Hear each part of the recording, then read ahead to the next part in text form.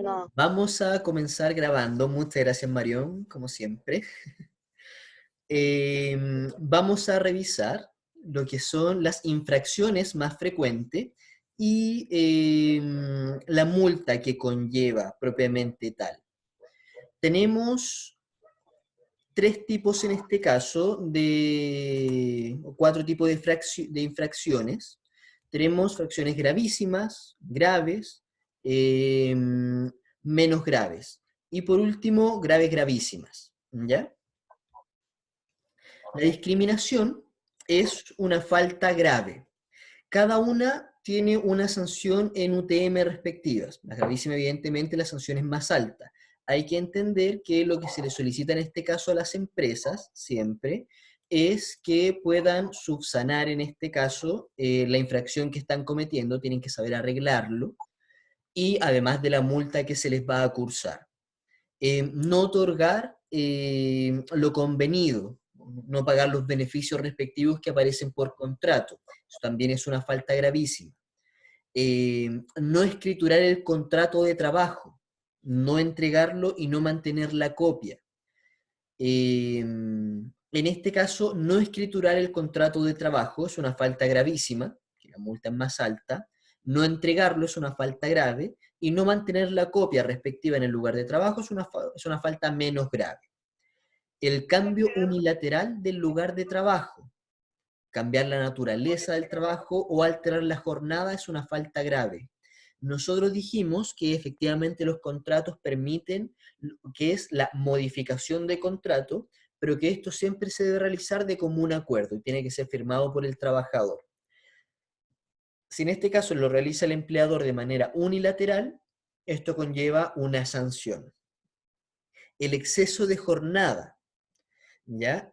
O excluir de jornada a personal no calificado también es una falta grave. Por ejemplo, si yo hago que la persona trabaje más horas que las que corresponde, y en este caso no tiene firmado sus horas extras, o lo hago trabajar 3 horas extras diarias, que la ley tampoco lo permite, es una falta grave. O en este caso, tener personal contratado por artículo 22 para que no tengan que tener un horario propiamente tal, siendo que este personal sí tiene una jefatura directa o sí debiese cumplir con un horario, que está mal justificado el artículo 22, también conlleva una sanción como falta grave. No pagar o no pactar las horas extraordinarias. Si una persona la está haciendo y, o sea, realiza horas extraordinarias sin haberlas pactados, es una falta gravísima. O que realice horas extras y yo no se las pagué, también es una falta gravísima. No llevar correctamente el registro de asistencia, no tener al día el libro de asistencia, etcétera, es una falta grave, que también conlleva una multa en este caso para la empresa. No otorgar los descansos respectivos durante los días festivos y domingos, falta gravísima. No compensar los descansos, falta gravísima. No pagar el ingreso mínimo mensual, aquí no aparece 301, pero ya sabemos que para marzo subió a 320, 500. Eh, También pagar mínimo, menos del mínimo a una persona que cumple con la jornada ordinaria, de ser que está 45 horas en el lugar de trabajo, también implica una multa y es una falta gravísima. No pagar la gratificación legal, falta gravísima. Después vamos a definir, vamos a conversar sobre la gratificación, lo vamos a trabajar. Efectuar descuentos no autorizados. Yo, el sueldo, las vacaciones son derechos que nosotros tenemos, no es un regalo. Por lo tanto, como es un derecho, yo no puedo hacer descuentos de las vacaciones. De hecho, si se termina la relación laboral, a mí me tienen que pagar las vacaciones de manera proporcional, porque son un derecho que yo tengo.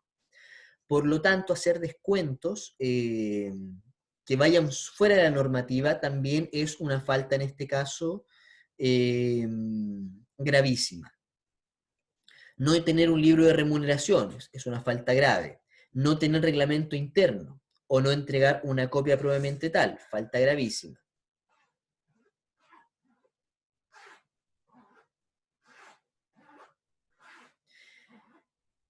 Creo que tengo ese material, tendría que revisarlo. Tendría que revisar si es que tengo el material de paso a paso cómo hacer la liquidación, porque nosotros lo trabajamos con software. Enseñamos a hacer una liquidación a mano, después lo enseñamos a hacer en Excel, y al final trabaja con software.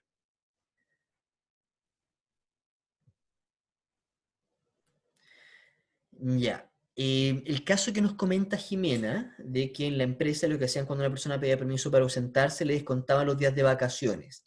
Las vacaciones son un derecho, efectivamente. Lo que dice la normativa es que yo por cada vez que cumplo un año de trabajo, ¿ya? Un año, el empleador está obligado a darme 15 días hábiles de vacaciones, es decir, 3 semanas. Esas 3 semanas, yo me las suelo tomar 10 días, por ejemplo, no, 2 semanas en verano y una de vacaciones de invierno. Lo que dice la ley, la normativa, es que yo tengo que tomarme a lo menos 10 días continuos de vacaciones. Es decir, sí o sí tengo que tomarme 10 días. Los días sobrantes puedo distribuirlos de común acuerdo con el empleador. Por lo tanto, hoy me quedan 5 días sobrantes de vacaciones. Y yo esos 5 días sobrantes de Pero, vacaciones puedo efectivamente tomármelos día a día. Entonces, por ejemplo, si yo necesito un viernes libre y no tengo días administrativos, puedo solicitar de común acuerdo que me lo den como día de vacaciones. ¿Para qué? Para yo no perder ese dinero, para que no me lo descuenten. ¿Ya? Porque la otra opción que tenemos es que yo te doy un profesor, día sin goce de sueldo. Cuando doy un día, dame un segundo, cuando doy un día sin goce de sueldo, por supuesto que eso se descuenta. ¿Queda más o menos claro, Jimena?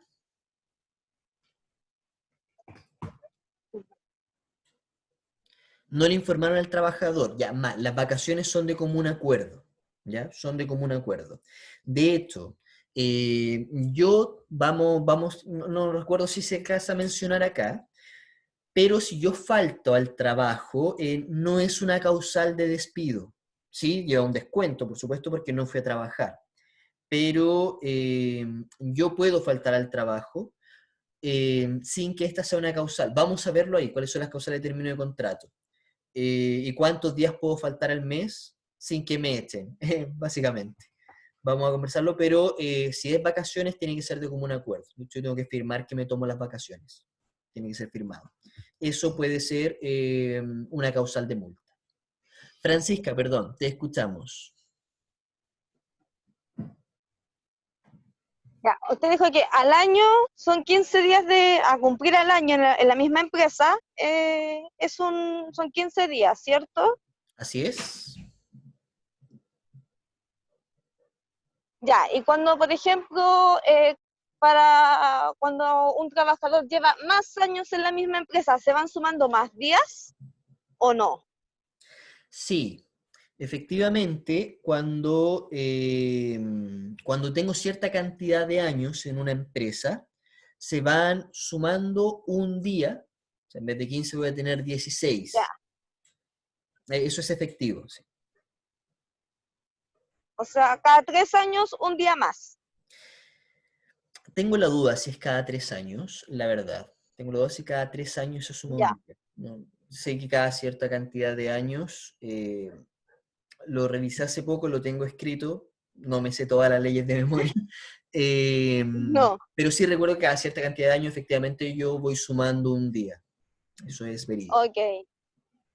Aquí nos confirman por el chat del grupo, todos aprendiendo en conjunto, que cada 3 años se va sumando un día de vacaciones. Muchas gracias por el aporte, María y Angélica.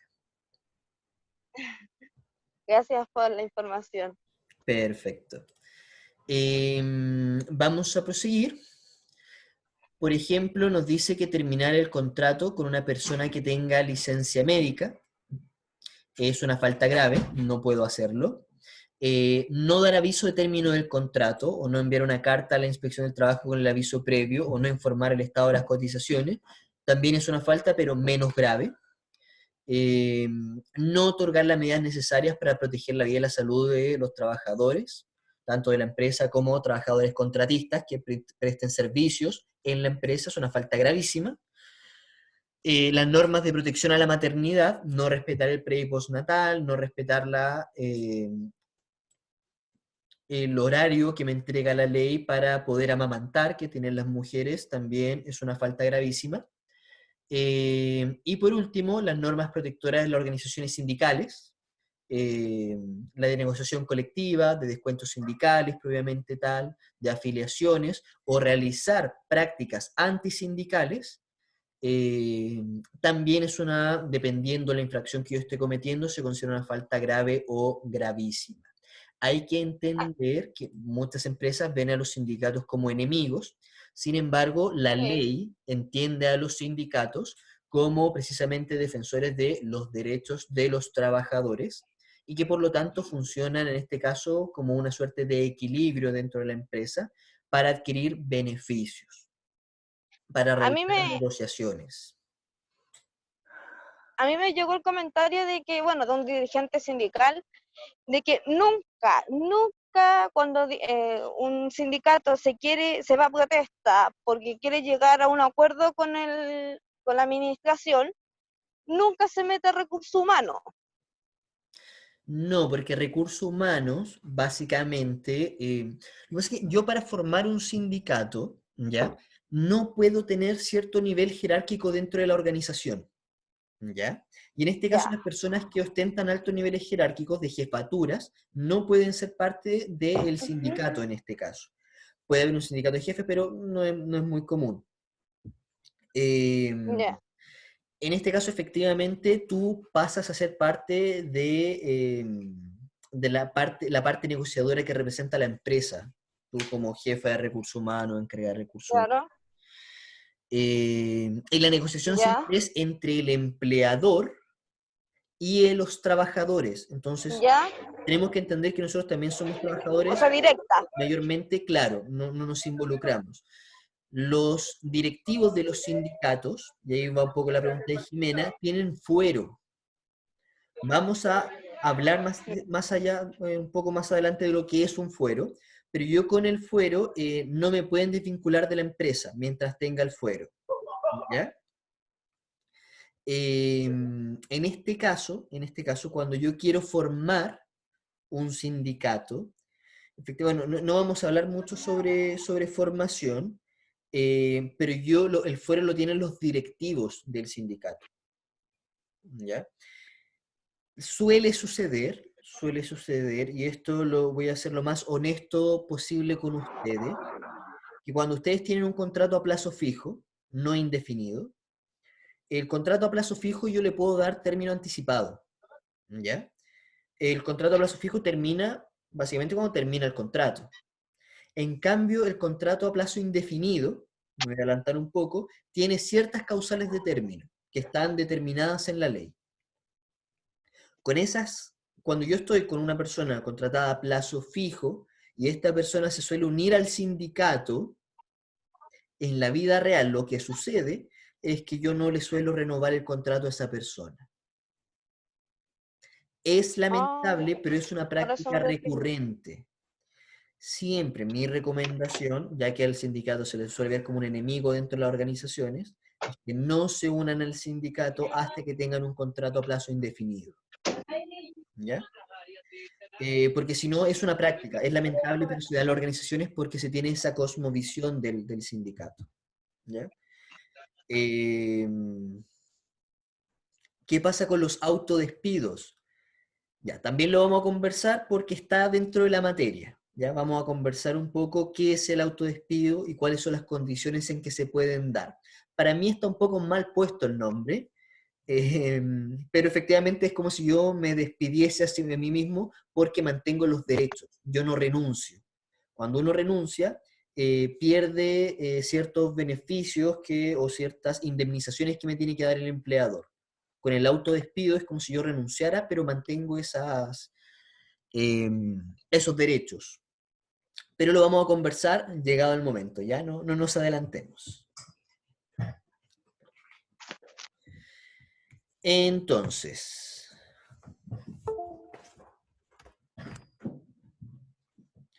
Entonces, vamos a hablar ahora sobre el contrato de trabajo y los elementos que componen el contrato de trabajo. ¿Ya? Y antes sí quiero hacer mención al comentario que nos hace Isaura de que Recursos Humanos trabaja para la organización aunque vea el bienestar de los trabajadores. Efectivamente, Recursos Humanos se suele considerar en el organigrama no como operarios, sino ya más como administrativos. Y los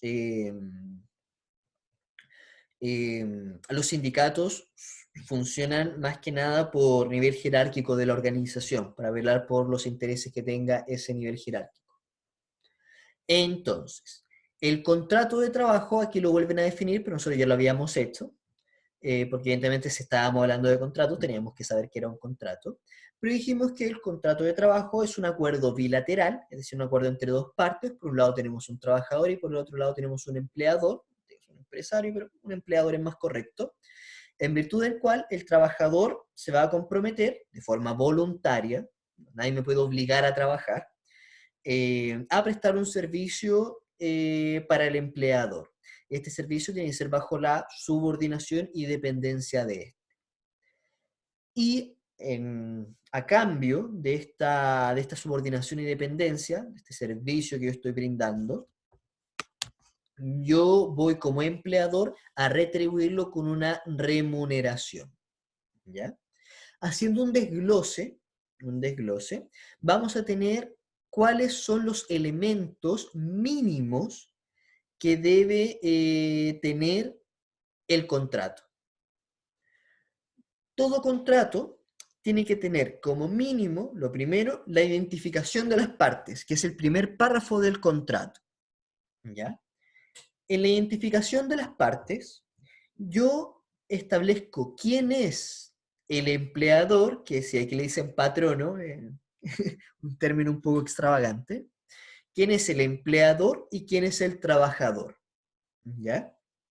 Ahí es donde coloco el domicilio de cada uno, coloco su RUT o su RUN, rol único tributario o rol único nacional,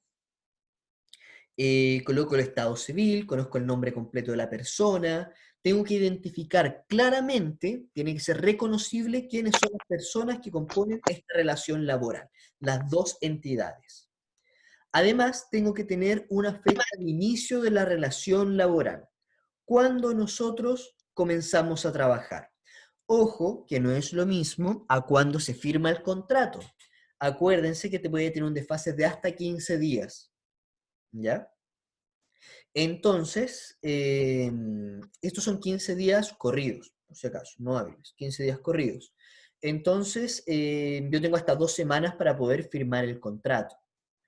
Pero el contrato tiene que decir, la persona comienza a brindar servicios para la empresa tanto, en adelante llamado el empleador, el día 1 de mayo. Independientemente que este contrato sea firmado el 14 de mayo, tengo que poner que empezó a brindar servicios al 1. También tiene que tener cuándo va a terminar el contrato. Súper importante. ¿Cuánto tiempo dura el contrato? Que esto aparece más o menos en el número 7, cuando empezamos los párrafos, o a enumerar un contrato. Este contrato tendrá fecha de duración de 6 meses, a partir del comienzo de la relación laboral, por ejemplo. Este contrato tendrá una duración de 1 año a partir de... Este contrato tendrá una duración indefinida. Esa es la diferencia entre un contrato a plazo fijo y un contrato a plazo indefinido. La duración del contrato. El contrato a plazo indefinido dura, ¿cuánto tiempo máximo? 2 meses. Uno indefinido, ¿cuánto tiempo dura como máximo? Como dice la palabra, es indefinido. Puede durar para siempre, mientras se pueda brindar la relación laboral. Igual lo vamos a conversar cómo se termina. Pero no tiene una fecha de término, efectivamente, como dice Marisol. En cambio, el contrato a plazo fijo tiene que llevar una fecha de término o una duración. Este contrato tiene duración hasta el 25 de septiembre, o este contrato tiene una duración de 6 meses. Tenemos que establecer un domicilio para la empresa, un lugar donde va a estar esta empresa, o en este caso el empleador, y este lugar es el que se utiliza como marco jurídico. Por ejemplo, yo presento domicilio en Santiago. Actualmente mi domicilio está en Santiago, pero estoy brindando servicios en Castro. Por lo tanto, el contrato se tiene que firmar en Castro, que es donde está mi empleador. ¿Por qué se hace esto? Porque en caso de nosotros tener algún conflicto, el tribunal laboral que tiene que resolver, en este caso, no es el tribunal de Santiago, aunque yo sea de Santiago. El tribunal que tiene que resolver es el que acoge el lugar donde se firmó el contrato, en este caso el tribunal de Castro. También nos tienen, si ustedes miran sus pantallas, van a poder apreciar que también tiene que tener la cuantía del salario. ¿Cuánto me van a pagar a mí por la labor que voy a realizar? El sueldo, el salario, la remuneración que nos aparece en el contrato de trabajo siempre es bruta, ¿ya? Es decir, antes de que se hagan los descuentos respectivos por cotización o cualquier otro descuento legal, ¿ya? Nos aparece el sueldo bruto. También, al menos que yo coloque textualmente, que este va a ser el sueldo líquido que va a percibir el trabajador. Pero uno siempre negocia el bruto. Eso es lo que aparece en los contratos. Y tengo que mencionar no solamente el salario, que lo vamos a ver que es el sueldo base, sino que el sueldo base más todos los bonos, ya sea por concepto de cumplimiento de metas, ya sea un bono de colación, un bono de transporte, y todos esos ingresos van a constituir la remuneración. No todo constituye remuneración, y lo vamos a conversar también. Pero tengo que mencionar todos los posibles ingresos y todos los posibles descuentos que va a tener el trabajador. Todo eso tiene que estar estipulado en el contrato, ¿ya? Por eso le dimos la cuantía del salario. Tenemos que hablar también, perdón, me adelanté mucho, de la duración y la distribución de la jornada ordinaria de trabajo. ¿Cuánto tiempo, cuántas horas van a trabajar ustedes? Las horas siempre son semanales, nunca mensuales, y en este caso siempre voy a plantear como título la señorita, en este caso la trabajadora, si estamos hablando, por ejemplo, de cualquiera de ustedes, la trabajadora va a trabajar, en este caso, o va a realizar 45 horas de trabajo durante la semana, con la siguiente distribución: de lunes a viernes, desde las 8 de la mañana hasta las 5 de la tarde, con una hora de colación. Tengo que especificarlo en el contrato. Ojo con eso. La hora de colación también debo especificarla en el contrato. ¿Cuánto tiempo de colación voy a tener? ¿Por qué? Porque como aparece mi horario de ingreso y mi horario de salida del trabajo, tengo que mencionar ahí cuánto tiempo de esto va a ser dado para colación, y esto tiene que coincidir, calzar. Si yo sumo todas las horas, me tienen que dar 45. ¿Se capta? ¿O es un poco enredado? Es No, más no, no, no. difícil sin pizarra, pero... ¿Sí, Francisca? La duda que tengo, se saca el sueldo imponible, se empieza a dividir, a multiplicar, ¿cómo para sacar la hora? Ya, eso vamos a dejarlo, creo que para 2 clases más, si no me equivoco, porque tenemos que hacer el cálculo de hora, pero sí, vamos a ver qué es una remuneración y qué no es una remuneración, en base a que ellos Ya. salgan con las cotizaciones y qué es el sueldo imponible. Lo vamos a revisar, no se preocupe. Ok. También nos dice la categoría o grupo profesional en que se inscribe el trabajador a desempeñar, como la descripción del mismo. ¿Qué quiere decir esto? Tengo que decir bajo qué supervisión voy a estar. Por ejemplo, si me están contratando, tengo que plasmar ahí qué trabajo voy a realizar yo. Y esto es súper importante, porque si yo estoy contratando a María Elena como vendedora y el contrato dice que su labor es solamente vender, ¿yo puedo hacer que ella vea la caja? No, No puedo, porque el contrato dice que ella brinda servicio como vendedora. Lo que sí puedo hacer es decir que ella va a brindar principalmente servicio como vendedora, sin embargo, de común acuerdo y brindando la capacitación correspondiente, ella puede brindar otro tipo de servicio según la necesidad y requerimiento de la empresa. Son cláusulas que yo voy agregando al contrato en caso de que que necesite que María Elena vea un ratito la caja y no faltará al contrato. Entonces, el contrato nos tiene que decir quién es su supervisor, en este caso, en qué departamento, subdepartamento está inserta ella, y cuál es la labor que va a realizar para la empresa. También nos tiene que decir los plazos de preaviso y las consideraciones sobre la interrupción de la relación laboral. O sea, bajo qué preceptos va a terminar el contrato. Generalmente lo que uno coloca es el contrato se dará por finalizado ante el incumplimiento de este o ante cualquiera de las causales manifestadas en los artículos 159, 160 y 161 del Código del Trabajo, que es donde nos aparecen las causales de término de contrato. Entonces, yo no lo escribo cada una, sino que simplemente invoco al Código del Trabajo. Dentro de esas causales tenemos necesidad de la empresa, tenemos el hurto robo, tenemos las reestructuraciones, tenemos varias que las vamos a revisar una por una, ¿ya? Y también tienen que aparecer cuáles son los convenios colectivos que son aplicables, de si es que hay alguno, y también de qué se trata ese convenio colectivo. Los convenios colectivos son los beneficios a los que llegan los sindicatos, ¿ya? Para los trabajadores.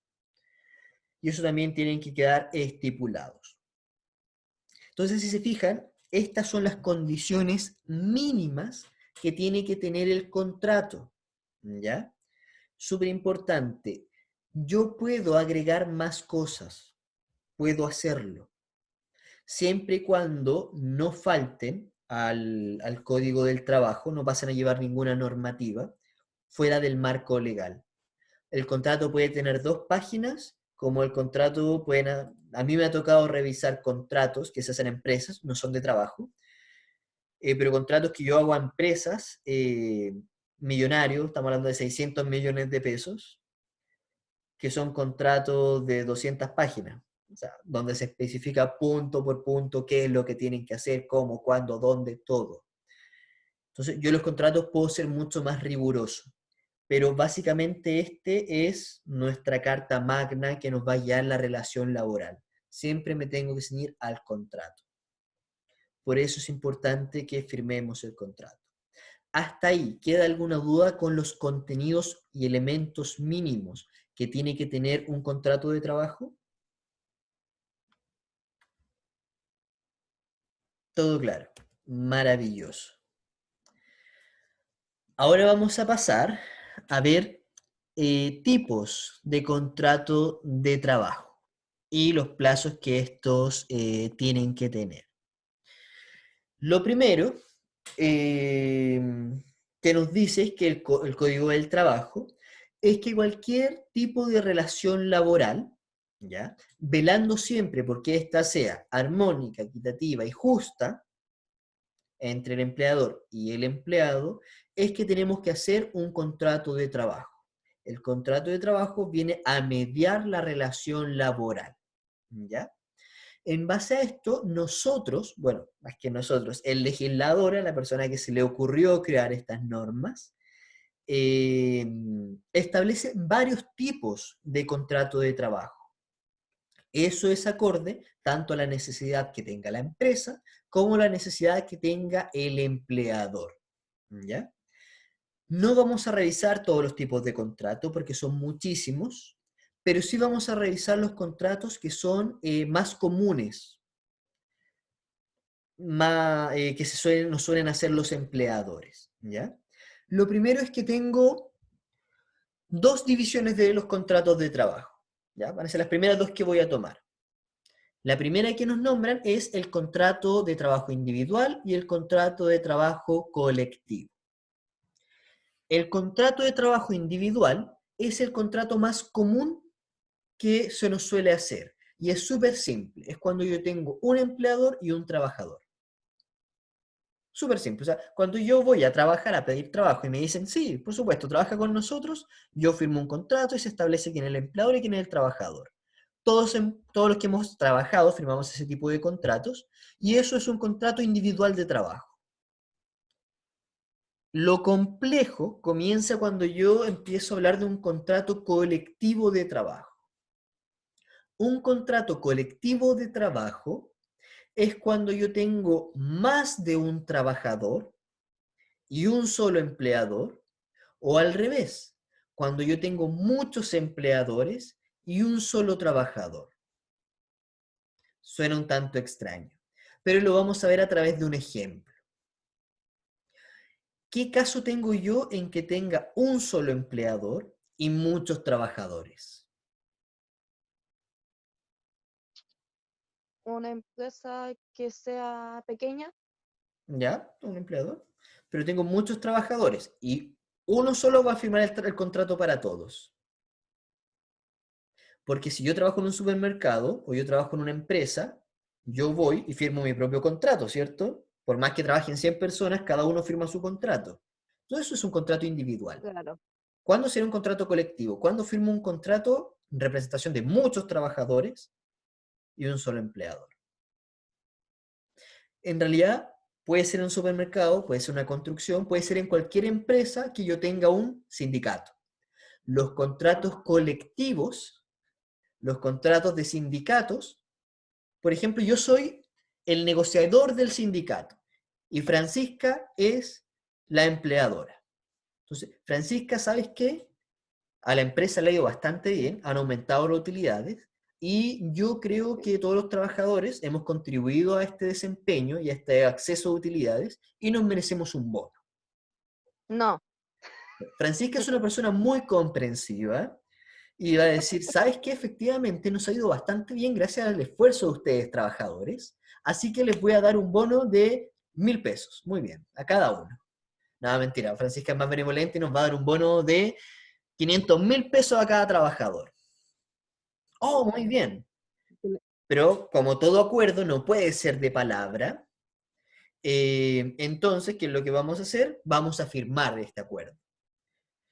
Entonces Francisca va a firmar, ella como empleadora, y yo voy a firmar por todos los trabajadores que pertenecen al sindicato para que este bono les llegue a todos.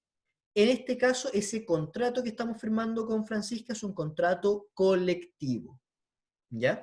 No es un contrato individual porque no lo firmó cada trabajador, sino que es un contrato colectivo. ¿Se entiende la idea? sí. Y en caso contrario, yo tengo más de un empleador y un solo trabajador. Es un caso muy raro, no se suele dar en Chile. Pero ¿qué pasa si ahora yo con Marisol formamos una sociedad? Con Marisol vamos a formar una sociedad y la empresa va a ser 50 y 50. Es 50 de ella y 50 mía. Y no solamente eso, sino que los dos trabajamos en la empresa además, los dos somos gerentes y tomamos decisiones. Y los dos le vamos a poder dar instrucciones a María Elena, que va a ser nuestra nueva trabajadora. O sea, tengo dos empleadores, ambos tienen la factibilidad de darme instrucciones, y yo soy un solo trabajador. En este caso también este es un contrato colectivo, donde yo identifico a más de un empleador. También pasa en ciertos contratos de subcontratación, en que se especifica que yo le tengo que hacer caso principalmente a mi empresa, a la empresa principal y a la empresa subsidiaria. O sea, tengo dos empleadores, entre comillas, y yo soy un solo trabajador. Pero brindo servicio en este caso, bueno, es una figura extraña, la voy a explicar más detenidamente y la vamos a definir bien. Pero también se nos puede dar en esos casos. Eso no es tan común. ¿Por qué? Porque yo cuando tengo una organización, para evitar conflictos, en las instrucciones siempre creo un organigrama. Y en los organigramas yo establezco, bueno, aquí no vamos a aprender a hacer organigramas, pero eso también lo enseñamos. Yo enseño cómo hacer un organigrama y ahí voy a tener una dependencia jerárquica. a quién le tengo que hacer caso en la organización. Evidentemente, si tengo 2 personas a las cuales le hago caso, eso me va a generar un conflicto. Es exactamente, Marion. Es como los trabajadores de Sodexo, o más simple, cuando nosotros vamos a comprar a la farmacia y vemos al guardia. ¿El guardia para qué empresa trabaja? Para security Con algo, para... empresa externa. Pero el guardia no trabaja para la farmacia. A él no lo contrató la farmacia, lo contrató una empresa de guardias. Y la farmacia contrató a la empresa de guardia, y la empresa de guardia llevó al guardia a trabajar, en este caso a Es Salcobrano, como a cuando Ahumada. Eso se llama son como empresas subcontratación. externas. Son empresas externas. Sin embargo, no nos adelantemos porque eso lo vamos a ver cuando analicemos qué es la subcontratación, cuáles son sus beneficios, sus perjuicios, etc. Pero lo vamos a ver, no se preocupen. Entonces, en primer orden tengo esos 2 tipos de contratos, viéndolo genéricamente. El contrato de trabajo individual y el contrato de trabajo colectivo. En uno es cuando tengo un trabajador y un empleador, y en otro es cuando tengo un trabajador y muchos empleadores, o al revés, tengo un empleador y muchos trabajadores. ¿Ya? Eso es a nivel genérico. Después vamos a tener 2 tipos de contratos. Bueno, en realidad vamos a tener 3 tipos de contratos, que son los genéricos. Voy a tener el contrato a plazo indefinido, que vamos a partir por él. Vamos a tener el contrato a plazo fijo y vamos a tener el contrato por obra o faena. Nos queda menos de un minuto, así que estos 3 tipos de contrato los vamos a revisar a la vuelta del recreo. Son las 19:22, nos vemos a las 19:32 minutos. ¿Bien? Vemos en 10 minutitos.